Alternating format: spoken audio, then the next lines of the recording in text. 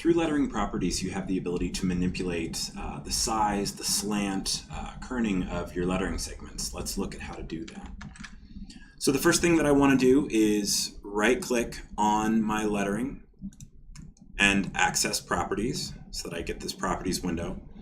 And let's first look at lettering height, and then we'll talk about the width, the slant angle, and then we'll start to talk a little bit about adding kerning and trims. And kerning is just the adjustment of space between individual kind of pairs of letters. It's something that anybody dealing with typography has to deal with. But first, let's look at that letter height. So letter height by default is in here at 1 inch today. If I want to change that, I can do that by typing in a new value or clicking on these arrows or clicking in here and scrolling on my mouse. So let's make this 3/4 of an inch. And I will hit apply. And you can see, if I get my properties window out of the way, that it scaled down my lettering and it did it very proportionally. Now, one thing I want to mention about letter height in this field here is if I had a word with a letter with a descender, so anything that goes below the baseline, like a lowercase y, my letter height is still set to 3/4 of an inch, but if you look down at the height of my embroidery, it's much bigger than that. So letter height is measured from, well, it's really measured from the baseline to the cap height. So what I'm looking at is the baseline here to the cap height, which is going to be the top of your capital letters. So here's, again, my baseline. Here's the cap height for my capital letters. It really doesn't include where the descenders hit. So this area is not counted in my letter height, but it is counted in my embroidery design. So if those two numbers don't match, that's most likely what you're seeing as the difference. It's the difference in probably your descenders, or if you had a script that had some kind of crazy flourishes and it went way above the cap height, it wouldn't count that either. So again, you're measuring, you're mostly just measuring kind of from here to there.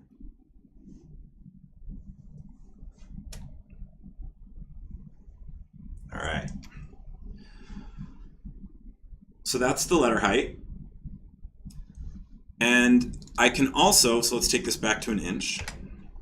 I can also just affect the letter width. Now this is a percentage of the letter width as it was created or as it was digitized. So I can take this down to maybe 80%.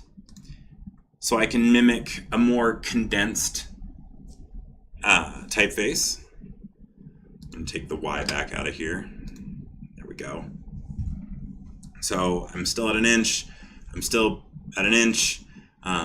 But my width has changed, so I'm only changing the width of my letters. I can also take this up to something like 120, so I can mimic a more kind of expanded typeface. So if you have an alphabet that is pretty close to something that you're trying to match for one of your customers, but width-wise it's just not matching up, you have the ability to change that there. Now if I wanted to mimic sort of an italicized typeface, I could change my slant angle. So I could change that to perhaps 20 degrees, or I could put a negative and make it slant the other direction. And these fields, again, like most fields in our software, we're not going to limit you. So I could take my width down to 10%, but that's probably not going to sew well. Typically, I tend to kind of treat my letter width pretty much between 70% to maybe 130%, so kind of 30% either way. Some typefaces I can take a little bit farther, some I can't even take that far. It's mostly going to depend on the kind of the width or the weightiness, the heaviness of those columns. So are my stitches getting smaller than my needle? That's where I'm going to pay attention. And then am I sort of distorting any of those angles so much that it's pulling some really long stitches? I'm going to look at that too. All right, so let me take this back to 100%. Same thing, slant, angle, I can do crazy things like 50 degrees, but that's getting a little bit crazy. And this is, let me zoom in here. This is where you can start to get some kind of crazy long, weird stitches.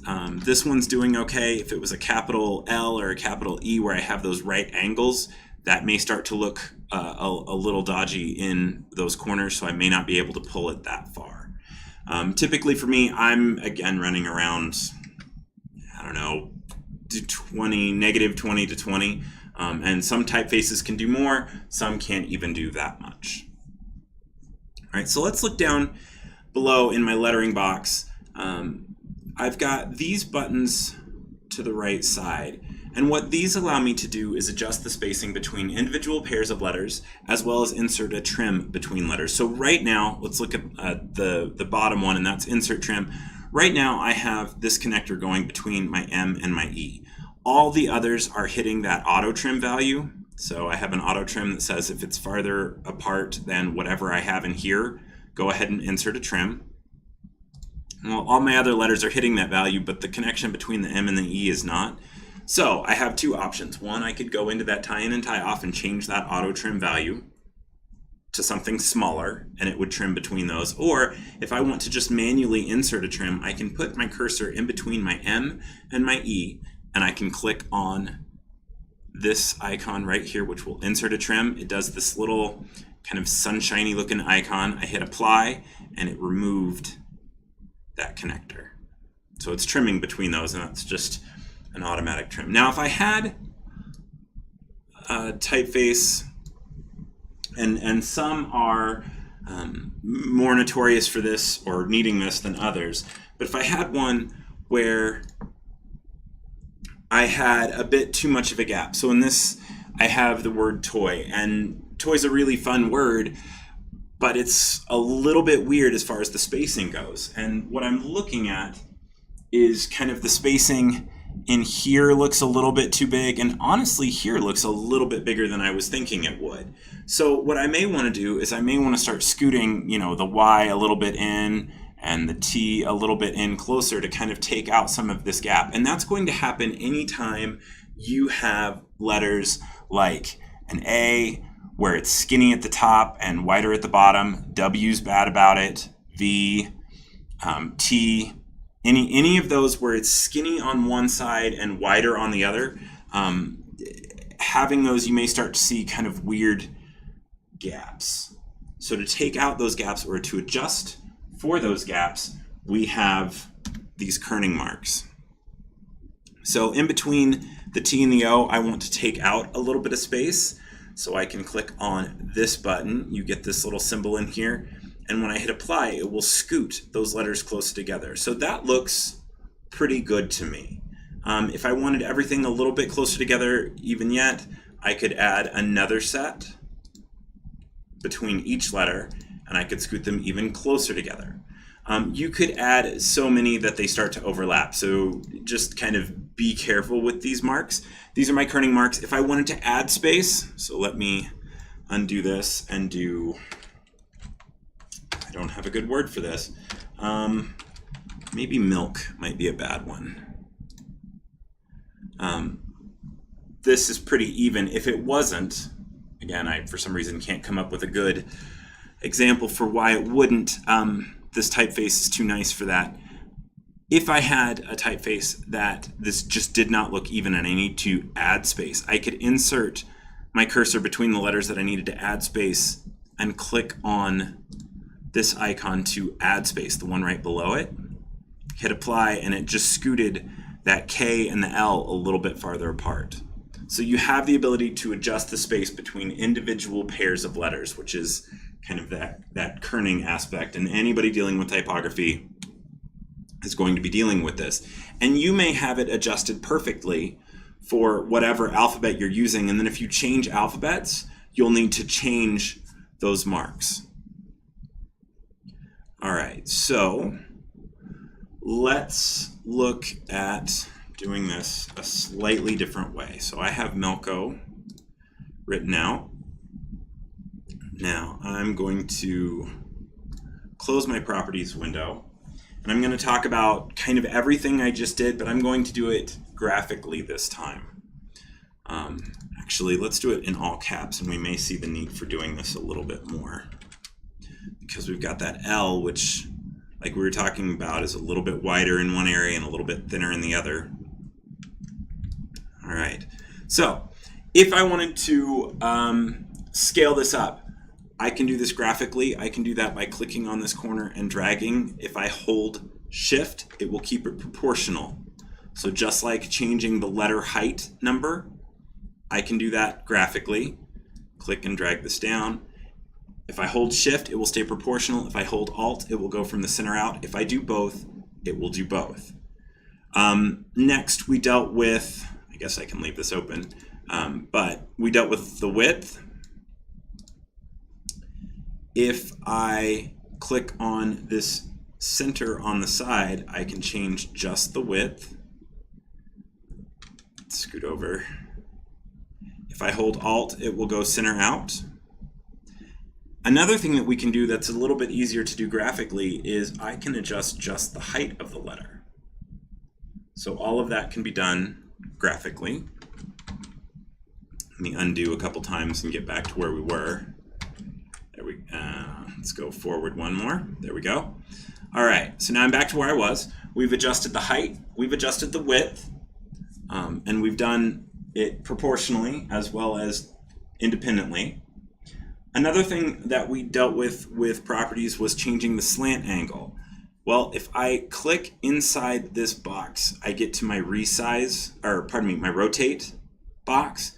Well, my rotate box, yes, I can click on a corner and rotate it. We know how to do that. And undo. So select it, click inside that box again to get to the rotate mode. If you stutter on the mouse, you can right click and go to resize edit, or right click when you're in resize edit and go to rotate to get to that. That hollows out those handles. If I click on the top handle, I can change my slant angle. So that's something that we did. Or, let me undo that real quick. If I go over the side, I can skew my lettering. So that's something that is a little bit different than doing it with the numbers. This is a little bit easier to get the look. If I was doing it just with numbers, I'd have to rotate and then put a negative slant and whatever. So how do I decide which way I'm going to do this? Typically it is, what am I trying to do? Am I trying to line up to what my customer specified? I want 1-inch lettering with this kind of typeface, and these are my, then I do it with the numbers.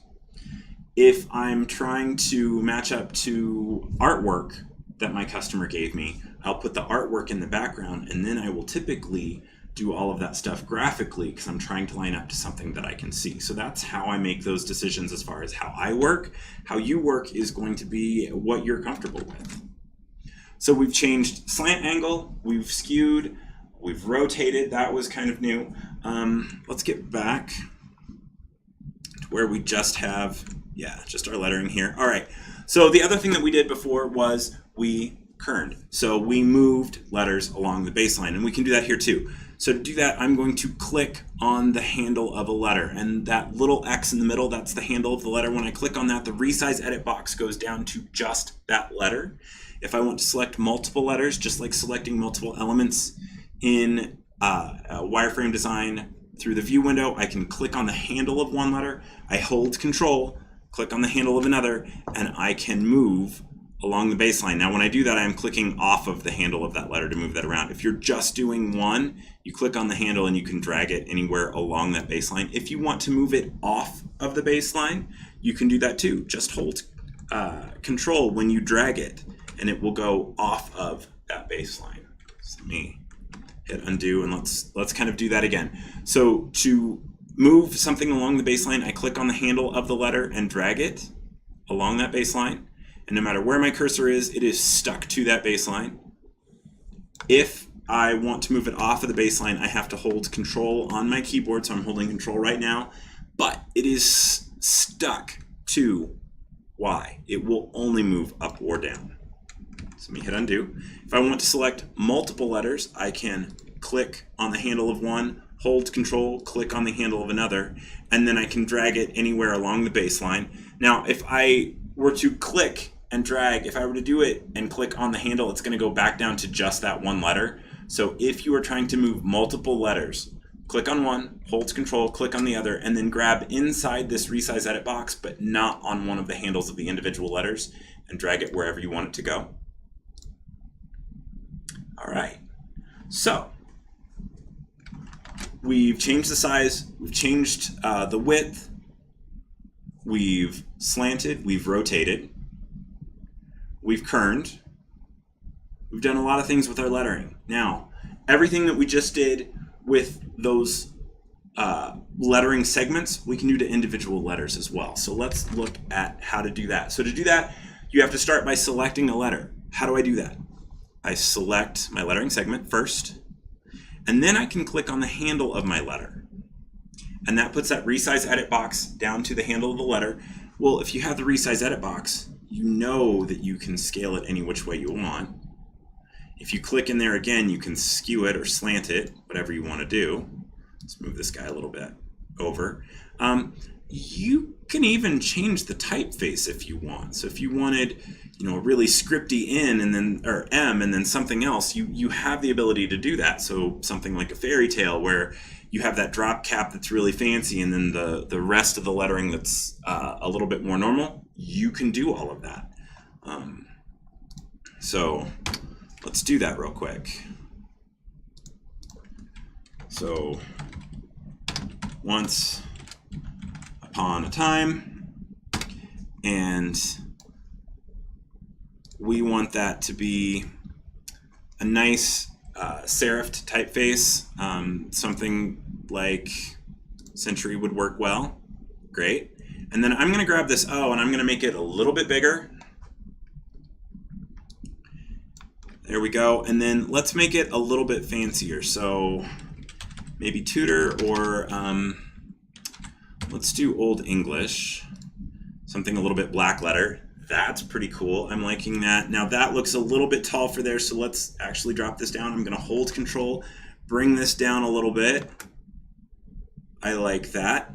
And then you can also change the color of the letter. So if I have an individual letter selected, you can change its color as well by clicking on any of these wells or right-clicking, going to color, any of that. So you have a lot of flexibility with your alphabets as far as what you can do with those. Again, you can scale them, rotate them, kern them, change their alphabet, all of that. A lot of flexibility. You've got a lot of creativity. Let's see what you can create.